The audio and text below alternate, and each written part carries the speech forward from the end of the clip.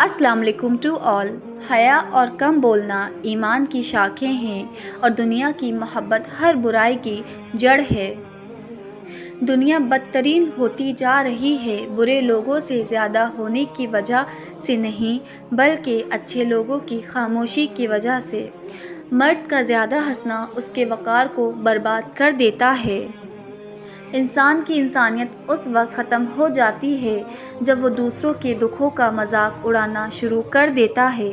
सबसे बड़ा गुनाह वो है जो गुनाह करने वाले की नज़र में छोटा हो। कोई कमज़ोर शख्स तुम्हारी बेइज्जती करे तो उसे बख्श दो कि बहादुरों का काम माफ़ कर देना है और माफ़ करने वाला अल्लाह को बहुत पसंद है। खुदा को धोखा देकर जन्नत नहीं खरीदी जा सकती और खुदा की अताअत के बगैर खुदा की रज़ामंदी हासिल नहीं की जा सकती। इक़्तिदार, ताकत और दौलत मिलने पर लोग बदलते नहीं बल्कि बेनकाब होते हैं, उनका असल चेहरा सामने आता है। जब रिस्क में कमी वाकई होने लगे तो कसरत से अल्लाह से इस्तग़फ़ार किया करो। किसी की खामोशी को उसका तकब्बुर मत समझो, क्या पता वो खुद अपनी ही ज़ात से जंग कर रहा हो।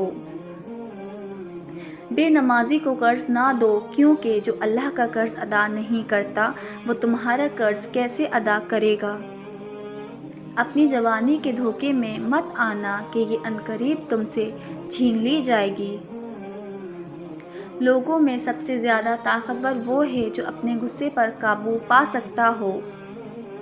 मुसलसल दस्तक देने से दरवाज़ा खुल ही जाता है, इसलिए अपने रब की रहमत से कभी मायूस मत होना, हमेशा दुआ करते रहना। जो लोग गुनाह करने के बाद तौबा में टाल मटाल करते हैं, ऐसे लोगों को मौत अचानक आती है, यानी उनकी मौत ज़्यादातर हादसात में होती है। इसलिए तौबा करने में कभी देर मत किया करो।